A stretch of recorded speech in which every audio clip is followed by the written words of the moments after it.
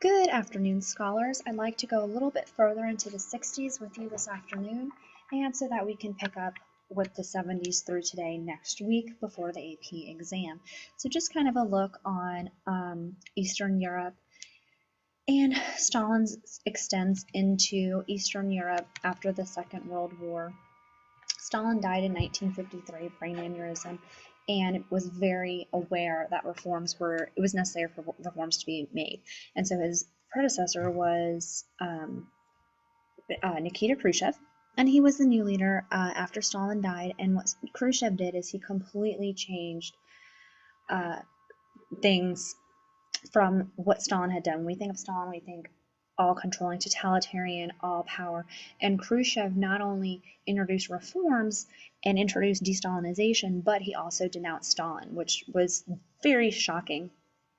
Goss' plan was that he shifted things more to consumer production. And if you can remember, one of the big things that Stalin did on top of his collectivization was his 5-year plans, and that he really focused on the Soviets' energy on industry as opposed to consumer goods.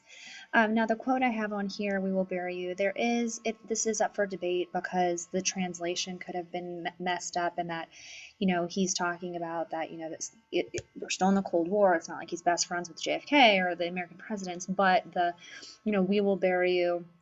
But could it have been something along the lines of "we will dig you in," basically saying whether you like it or not, history is on our side. We are going to win. More of a statement as opposed to an actual threat. Who really knows? But anyway, now even though he did introduce all of these new things, the Soviets as a whole did not experience much of a consumer revolution like they were hoping to. With Austria, following. Well, not even following, before, when Hitler invaded Austria with Anschluss, following World War II, Austria was also divided, very similar to Germany.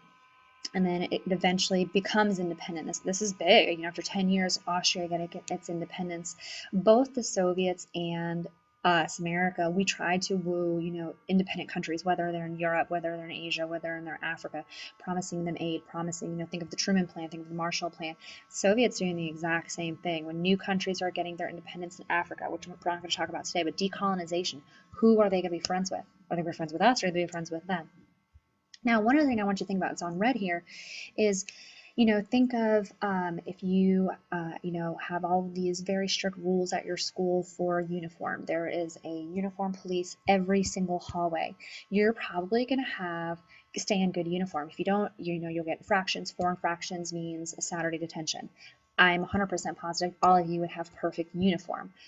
Well, if that starts to break, the school realizes we can't afford to have all these uniform police, so they start getting rid of these uniform police. People's uniforms naturally will start to slack because they're not getting in trouble for it. That's human nature. Apply that to Eastern Europe. With de-Stalinization came a little bit of slack. There's a little bit of rebellious. Some of these countries are getting some autonomy. Poland, for example, Hungary. There was actually a student rebelling in Hungary. Now, if you notice, Soviet tanks crushed this rebellion. That's typical Soviet style. That's going to go on through, the very end of the Soviet Union. The 1950s, we also have the solidification of the space race. I think we've already talked about Sputnik, but this man-made satellite, we then will respond in the 60s with putting a man on the moon. If we're not fighting each other, we have to one-up each other, whether it's space, medicine, education, arms, etc. The kitchen debate, you've probably talked about this when you were in juniors, but the Nixon-Khrushchev kitchen debate, basically, I find it fascinating because, they're trying to one-up each other with these conversations, who's got the best system, who's got the best life, higher standard of living means the country has a better economy, these symbols of prosperity, we've got blue jeans, we've got washing machines, we've got, dishwashers, TVs, etc. What I find interesting is the view of women, in America, think of the 50s, Leave It to Beaver, June Cleaver were very, vacuuming with pearls, this is what it meant to be a good woman. Where Nixon, Khrushchev criticizes Nixon, and I just find that really fascinating how different, these two systems are on their view of women, and so that's just something to keep in mind. Just an image of how Austria was divided. at that Hungarian uprising I told you about. If you notice, this is a Stalin statue. If you notice, that's his head. Like, you can see how massive these statues were. A picture of the kitchen debates. U-2 incident, American spy plane was shot down by the USSR. Again, it's illegal to spy on each other, but we do this every day. Everyone's spying on us. It's illegal, but we do it all of the time. The wall was eventually built in 1961. So last class we talked about the Berlin airlift. That was because Stalin put his tanks around West Berlin. Well, now the wall is actually built. In 1961, Khrushchev builds the wall.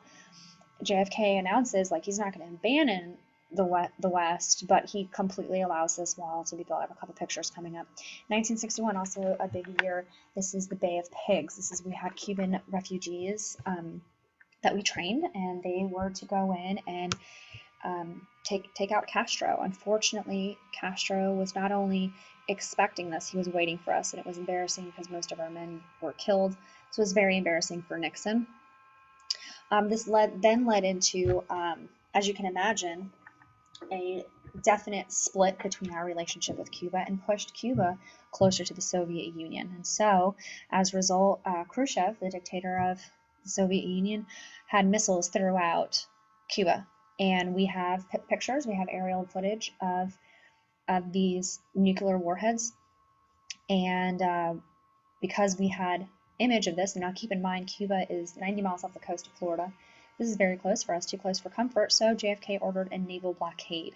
It was about 6 days. This was the closest the world ever came to nuclear disaster. If your grandparents are old enough to remember this, you can ask them about it.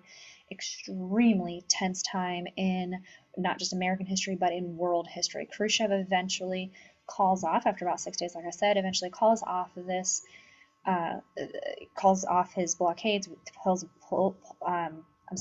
off the missiles, pulls out his missiles. We pull our missiles out of Turkey.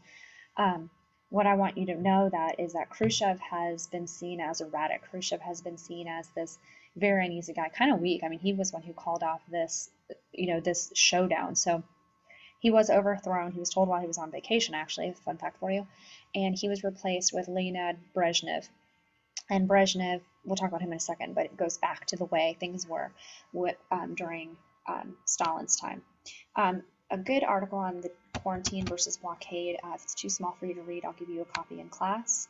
I show you this because I don't want to have any misunderstandings, and that the wall was actually built around West Berlin, not just, on the border of East and West, because I want you to realize that Berlin is completely surrounded by communists because it's located in East Germany. So the wall literally went all around West Berlin. You probably can tell the difference. This side is the West, this side is the East.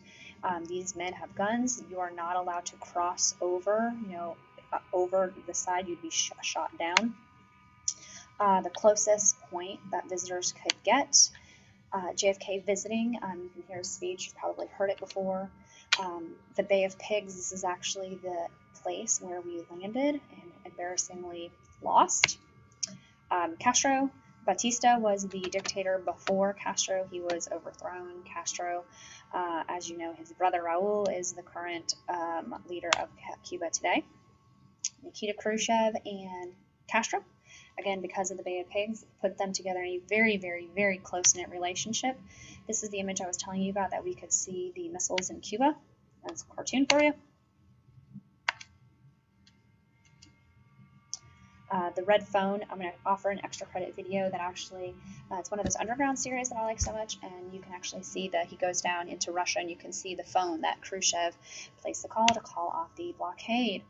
The nuclear test ban treaty, kind of interesting, but basically the signing promising to stop atmospheric testing and really trying to bring down the Cold War tensions. It was a nice gesture. However, it was not really used until 1996. Just very quickly kind of close up with Khrushchev. Last but not least, when Khrushchev was ousted, our next leader is Brezhnev. And Brezhnev, Khrushchev did the de-Stalinization, Brezhnev did the re-Stalinization, the massive arms buildup, conservatism, going back to the good old times with Stalin. If you didn't conform, you were kicked out. There was a lot of sending in the tanks if there was any sort of rebellion. We will pick up with Brezhnev next time. Thank you and goodbye.